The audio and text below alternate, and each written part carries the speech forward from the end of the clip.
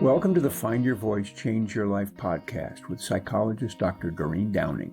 Listen in as Doreen interviews people who felt they didn't have a voice or who suffered extreme speaking anxiety. You'll hear stories about how they struggled to speak up, what they did to find their authentic voice, and the confidence they now feel to speak up and make an impact. If you want to get started right away to find your voice, download Doreen's free 7-step guide to fearless speaking at doreen7steps.com. And now, here is Doreen. Hi, this is Dr. Doreen Downing. I'm host of the Find Your Voice, Change Your Life podcast. Big breath for how many episodes I've done and how many people I've gotten to meet, interview, and present to you, my listeners, so that you can, especially if you feel like you've had a challenge finding and expressing your voice, you get to learn from people who have had that challenge, probably that very same challenge, and who have traveled through their own personal journey and are here to share that journey and also share what the success they now have based on the fact that they have a voice. Today, I'm interviewing Robin Humphreys. Hi, Robin. Hi, Doreen. Thanks for having me. Yes. One thing I didn't get is where are you located? Oh, I am in a little town called Americus, Georgia. It's about 3 hours straight south of Atlanta. Oh, Yeah. well, there's a lot to ask because you don't have a Southern accent. I do not. But we'll get on with what the point of my program is, which is about you and your voice. I'd like to read a bio that you submitted so that people get a good hit right away. Um, Robin Humphreys is the visionary founder and CEO of Phoenix Heart Rising. No, let me say that again. Phoenix Heart Healing. And I guess both are true. When you heal, you can rise, right? Yes. Yeah. Robin is a true catalyst for transformation, guiding individuals to experience radiant shifts by aligning the body, heart, mind, and spirit. And her holistic mastery weaves together energy healing, meditation, breath work, and movement, helping her clients dissolve anxiety, depression, and overwhelm while nurturing a profound connection to themselves and the world around them. Wow, Robin, that sounds exactly what I'm doing here on this program is helping people do exactly what you're talking about. I'm excited about our session today. You're also a trained international TEDx speaker, and your mission to transform lives has touched hearts across the globe, and your empowering presence inspires others to take a soulful leap on their journey homeward. And that is the bio that I was reading as best as I could because, but also as I was reading, I was going, wow, wow, wow. Mm, Somebody else out there radiating from a place of spirit. So thank you for doing what you do. Thank you, Doreen. And thank you for doing what you do. It's great when those of us on similar paths can really connect and, it's like becomes sort of an exponential convergence potential, right? Yeah. Really to reach people and to send out the healing that is needed. Yeah. Right. As a psychologist, one of the things earlier that I was learning was about the wounded healer.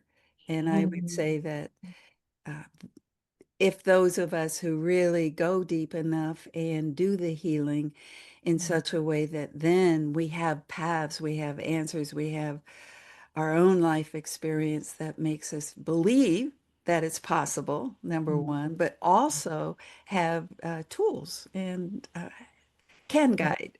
So Yes. so you're a Yes. guide, and hello there. I just feel like, yay, yay, Yay. you, yay, us.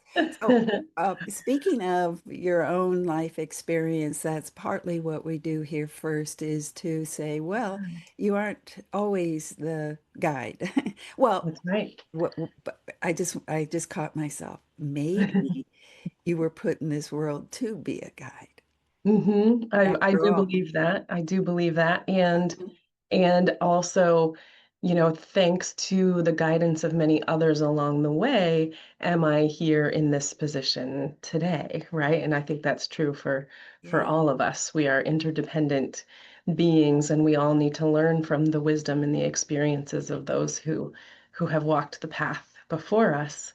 Yeah. Yeah, and I went from being a young kid who was very expressive and curious and playful. I wanted to be a singer when I grew up, and then after various emotional abuse that really caused me to shut myself down, and then going through, public school and getting bullied and feeling a lot like an outsider, I just kind of got more and more self-contained and less expressive. I would write and create art, and that's really what saved my life. Honestly, in high school, that's a lot of what my TEDx talk is about. Is how art and creative expression really saved me. And I spent quite a long time of my life actually feeling so self-conscious and so blocked in my throat that I just felt like I had a lump in my throat constantly. And it was like I would get short of breath walking across a crosswalk because there were cars there waiting for me, and like it was so terrifying to my nervous system. I mean, the brain in those situations kind of knows there isn't an actual threat. Nobody's going to slam on the gas pedal and run me over or something crazy like that. Um, but there was so much that was ingrained in my nervous system, in my subconscious, that it really took me years and years to start to work through it. It's been a gradual process, and a lot of it started really with excuse me, with I'm talking about finding my voice and getting that little glitch out of the way. um, a lot of it really started with seeing how challenging it was for me to communicate in my partnerships, the different relationships that I was in when I was younger, and feeling like there was no way that I was ever going to be able to just sort of like have ease and flow and communication with my partner, and feeling really frustrated about that, and certainly had relationships end because of those kinds of challenges. And now with my husband, we've been married. We just had our 11-year wedding anniversary, and we are light years ahead of where I ever thought I could get to. And it's really amazing. And I don't want to just go on a monologue here. I can talk more about the different things that got me there, but I don't want to you know, go on too long without interacting with you if you have any questions or reflections. So. Oh, wow. Well, you've just laid out a perfect scenario of, and very quickly for people to relate to around the early experiences of slowly, slowly, just by living the life that you're in and the circumstances and the influences that, and I'm using my hands that felt like they kind of crunch you into a quiet Mhm. state of where you're more hidden from the world. But also, what I heard is that you were more connected with something inside of you, the creativity, and that's Mhm. the juicy part, I think, that kept you alive. Absolutely. That was like the voice that I could continue to express with when it wasn't coming out through my mouth. Yeah, Yes, it's yes. huge. And you just pointed, even though you said mouth, for those who are listening but aren't watching, what Robin just did was pointed to her throat, actually. Right, It right. wasn't coming out, I mean, because it won't come out around the mouth unless it could come up and out through our bodies. And throat is a place where we often lock it, lock our heart, lock our creativity, lock our precious souls away. Yeah, yeah. So I want to, before we go too far into the beautiful life you have now, Sure. I want to go back to have you explain just a little bit around family constellation. That's part of the work that Yeah. I do is what those dynamics were early on, because in a Mm, way they become imprints on our. absolutely. Yeah.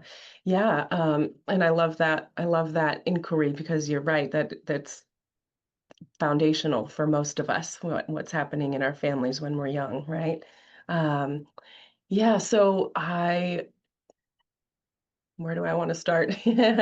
So my mom, I have a twin sister, and my mom had us when she was 18, almost 19. And so she and my dad was a little bit older than her, but they were both pretty young.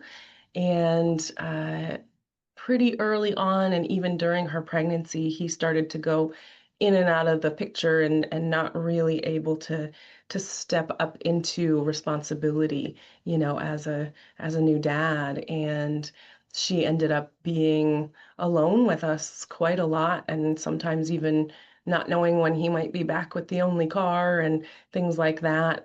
So she really had to figure out how to survive and how to fend for herself and to take care of us. And from the stories I've heard, it sounds like it was incredibly difficult. And she is absolutely the kind of person who perseveres.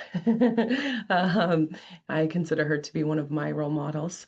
And then she got together with my stepdad when I was 1. They actually had their first date on my and my sister's first birthday, so it's an easy marker. Um, and they were together for 10 years, and he was somebody who really stepped in and stepped up in taking on a fatherly role, and yet had a lot of his own unhealed things that didn't really lend themselves to being the kind of father figure that I needed. And that's really where the emotional abuse kind of came in a lot. And my mom would be oftentimes very quiet and in the background in my memory when he was being the disciplinarian of whatever was happening at the time. And so I think that really like kind of cast a shadow on me, seeing and experiencing her in such silence. And she also endured quite a bit of abuse herself as a kid. And so she already had her own patterns of kind of shutting down in certain ways. And, for her, initially, it was out of survival, and she has since found her voice, which has also been really inspiring to me. Mhm. Um, but yeah, so it was, observing and experiencing the communication between the two of them, and then between the two of them and my bio dad, who then started really stepping up and um, showing up in much more significant ways and much more consistency after a while. But it was, me being a very sensitive kid already, and then being caught in this, what felt like an emotional whirlwind sometimes of everybody else's stuff swirling around me. And a lot of times I ended up feeling like I somehow was responsible for it, or at least that I could do something or be a certain way that would help to mitigate someone else's stress and therefore make things feel safer for me. And I think that is, I don't want to speak for anybody else, but just in the people that I've worked with and spoken to, and I'm sure this is true for you too, that can really be something that affects our voice and our expression, is trying to fit the mold of what other people expect of us, or trying to um, change ourselves in some way in order to really support our feeling of safety. And safety is fundamental, right? And so that's kind of sometimes a non-negotiable, even though it's not ultimately what is healthy for us or what really works in the long run.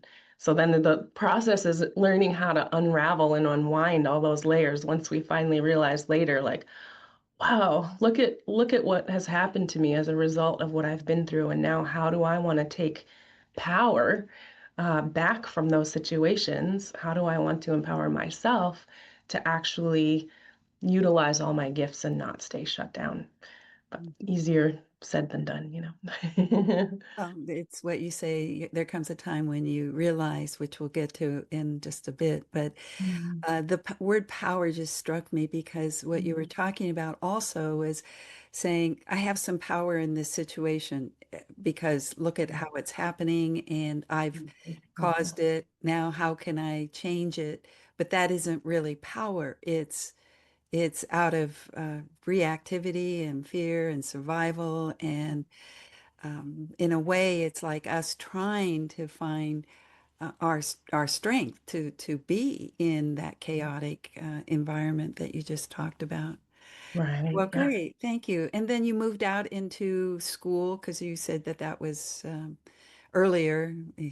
That stepfather was in your life for those first Mhm. years, but then you Right. did you talk about being bullied? Is that did I hear you say that? Yeah, yeah, bullied and really just felt like such a black sheep in middle school and high school. I was I was reading a lot of existential writing at the time, and just gaining these different perspectives on the world. I kind of became disillusioned about um, sort of social hierarchies and things like that, feeling like the cliques that happen in school were just like, "Pff, like this is stupid."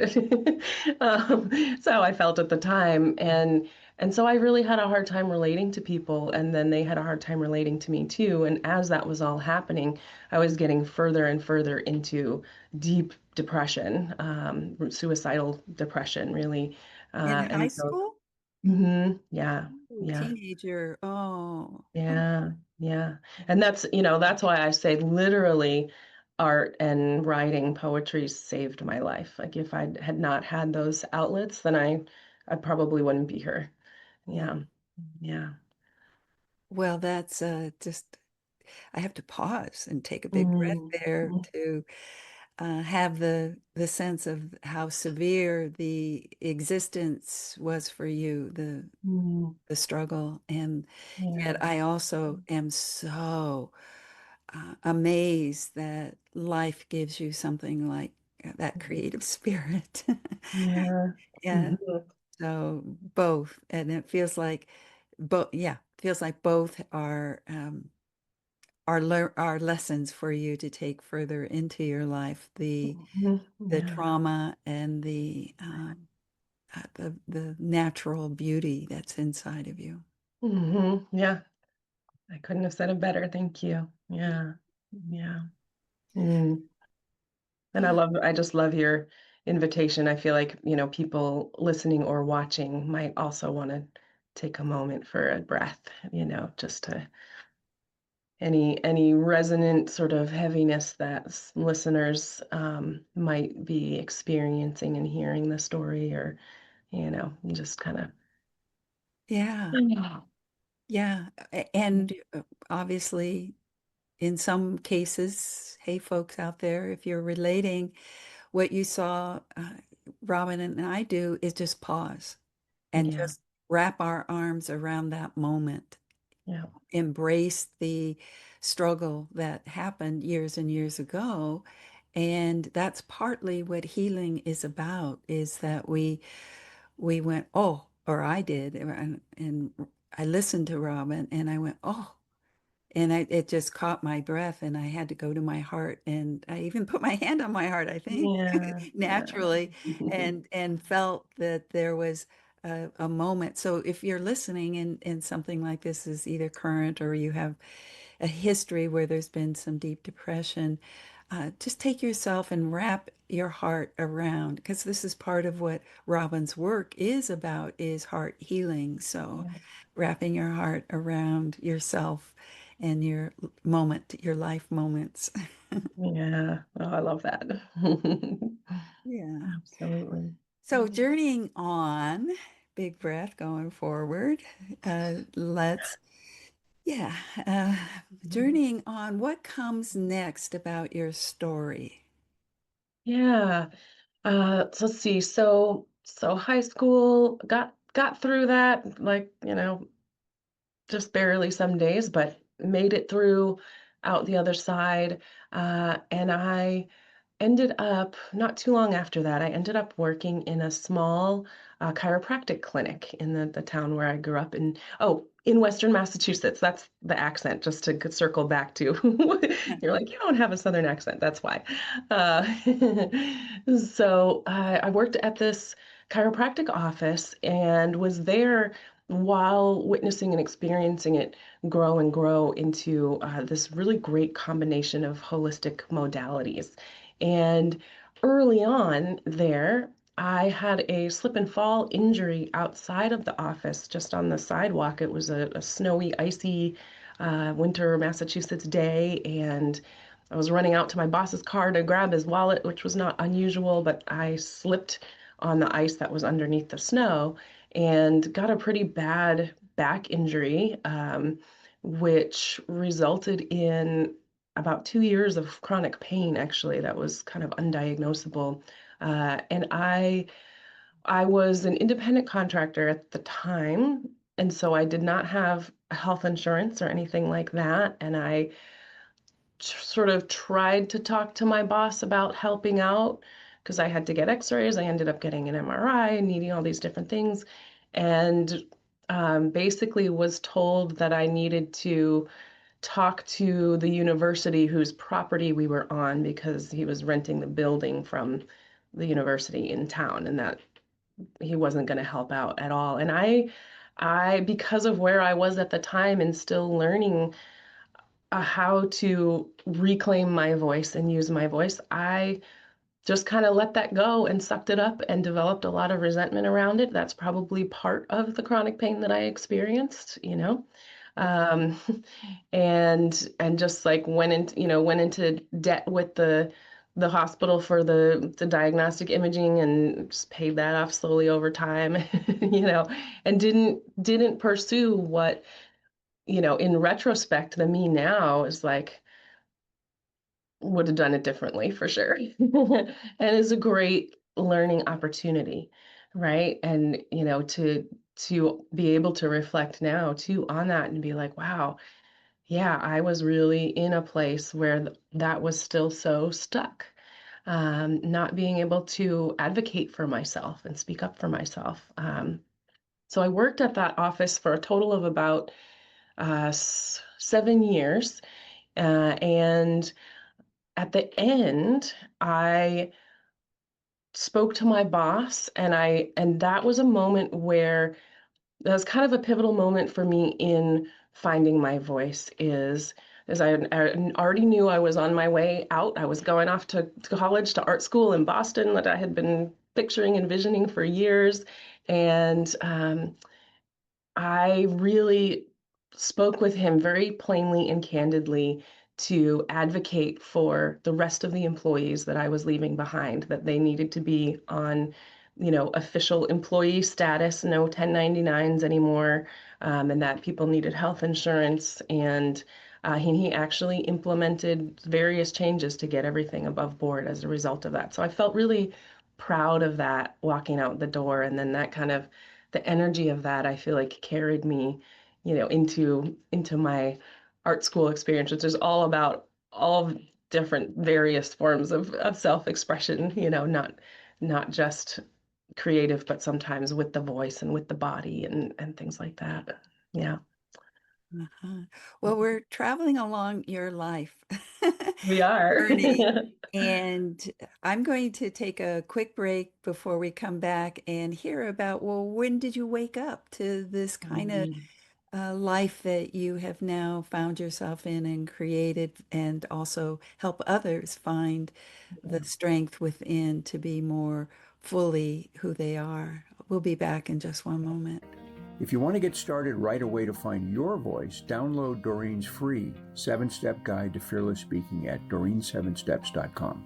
Hi, we're back now with Robin Humphreys, who's an amazing kind of healing person that I've Mhm. already shared a couple of moments. So if you go back and listen to already what we've done, you'll see, well, I'm not going to call it a technique, but a way of being with your own struggle that's important, and it's heart-based.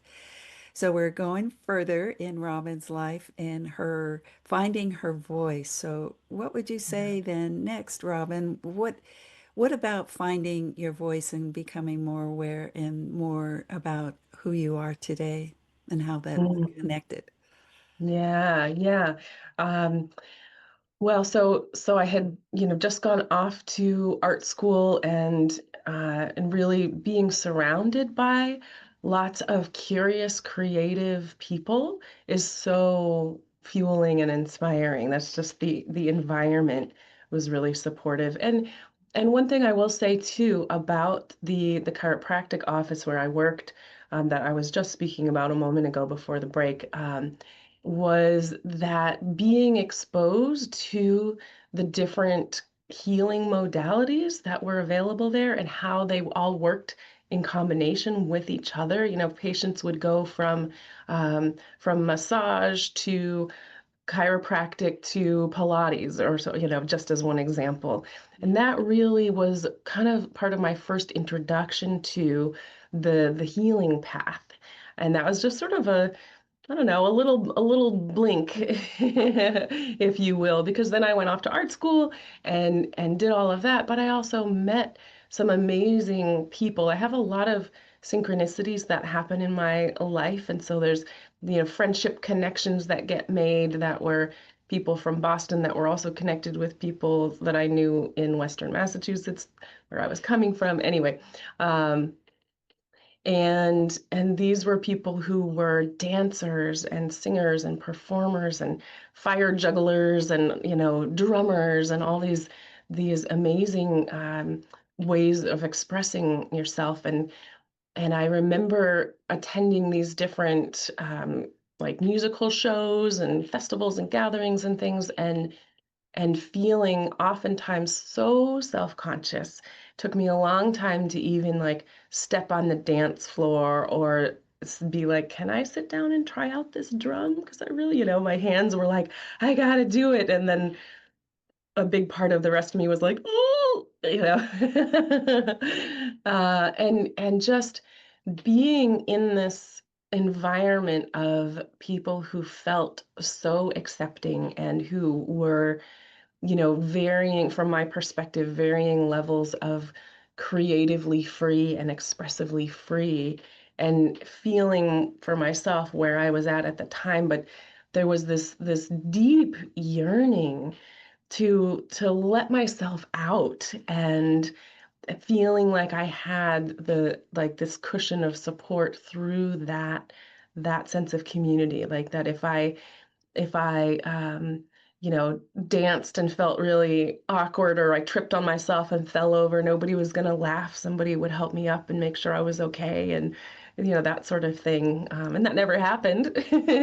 But it's again like that, the what the brain does, really to protect us. I was coming out of that old learned need to protect myself and protect my voice, and that's really when it started to come out, and just like feeling more comfortable with dancing and being silly and playful with people, dancing around a bonfire, sometimes naked at a festival, like, and feeling the sense of freedom that can come for me with that. It's different for everybody. Not everybody feels called to, you know, dance naked around a bonfire, but um, and I think part of that too was connecting with a real primal part of myself, the drumming, the rhythm of drumming, and I am now the lead drummer in my small local African drumming group. Never would have thought that. But and drumming around a fire, dancing around a fire, whether you have clothes on or not. um, it's very primal, Primal. and it really can awaken something in us, and I was just thinking about this too, that expressive sound is also really primal, because you think about it, the first thing that a baby often does when they're born after taking their first breath is the first wail, the first cry, right? And they don't think about how it's going to sound when it comes out. There's no self-consciousness, there's no withholding. It's just pure expression. And yeah, so that was really a big part of what catalyzed me to kind of remove and remove and remove layers, and I'm still doing it. I wouldn't say that I'm like 100%, feeling totally clear and open in my expression. There are ways that I still sometimes feel self-conscious or hold certain things back, but it is few and far between these days, that's for sure. And that's always for me an indication of like, oh, okay, so that's where the next threshold is, right? Great Yeah, point. Great point. yeah, That the awareness that you have at least is helps you face the truth of where something might still be stuck for you. But the growth, yeah, what I heard was about the longing, the yearning, I think is the yeah. word you used. And that was just so compelling to folks, I think, is if Mm. you listeners feel that yearning, that's a voice inside that's saying there's more. Let me out, Yeah. is what you were saying. So finding ways to let yourself out that are safe. I know Robin talked about safety when we first started. So let's come now to you and what you do and how people can find you and Yeah. uh, what more is available for folks if they come find you. Yeah, absolutely. I'd like to. This quote came to mind. This is part of my TEDx talk that felt really important to include, and it just popped into my head to include here. Is that whatever is in the way is the way, and that for me speaks to what I was just talking about those additional layers to unravel. Is like wherever we feel stuck or held back, challenged, stressed out in our lives, all of those are signals and messages from my perspective that there's something asking for our attention, for our energy, our compassion. And that's really what I support people in is awakening that. You have a guide to look at those places, and because it's not always easy, it can be scary, it can be painful, it can be emotional. Um, you know, this might sound a little extreme, but like the process of dismantling the identity of who we think we are is potentially a really big task. And yet, from my perspective, it's so important in order to become who we're really meant to be and to express as our full and authentic, amazing selves. And so that's what I'm here for, is to really support people in unwinding whatever it is that we have built up out of necessity when we were smaller, and learning about who is it that's really in there and what do they have to say and how do they want and need to be, and then supporting that expansion. Yeah. Beautiful, beautiful. That goes right along with what this podcast is about. It's not necessarily just a voice. It's not where is the voice coming from? And what you just described was a journey to find your inner self, your truth, and the strength of who you're meant to be, and go unravel all those layers of who you thought you were or who you were told to be, and reach inner truth. So thank you so much, Robin. How do Mm. people find you? Yeah, so I am on Facebook, Instagram, and LinkedIn at Phoenix Heart Healing. And you can also go to phoenixhearthealing.org if you would like to download. I have a free PDF, which is 3 tips to reduce anxiety in 2 minutes or less. And they're Ooh, really great, easy techniques to do. And you get this nice 1-page thing that you can then carry around with you, put it on your fridge, keep a digital copy on your phone, so that you have ways to reconnect with yourself and your body if you're starting to feel the intensity rising for yourself. great. Yeah. Well, we'll definitely have those in the show notes so people can grab that. And I love the idea of having something that's always with you to remind you to come back, come back. Yeah. And Yeah. there's a way to do that, and with practice and with intention, ah, Yeah. we can Mhm. we can be more. We can have a voice. And Yeah. thank you for sharing your voice today. Mm. And Thank you so much, Doreen. it resonates out because I know that I'm feeling touched by you, and Mm. uh, even just the sound of your voice. I know people talk that about I hear that a lot. Yeah. that. You too. Yeah, that there's a way in which inner depth, there's the Mhm. sound of somebody who, it's not just words, it's a vibration, and I feel touched by what you vibrated today. Thank Oh, thank you. I love that reflection. Thank you. thank you. Thank you for being with us today for this episode of Find Your Voice, Change Your Life. Each person Doreen interviews shares what has helped them find their voice. You can learn from these guests and find your voice so you can be confident to speak up and speak out. And remember to download Doreen's free 7-step guide to fearless speaking at doreen7steps.com. We hope you enjoyed the show and will return next time. Until then, goodbye for now.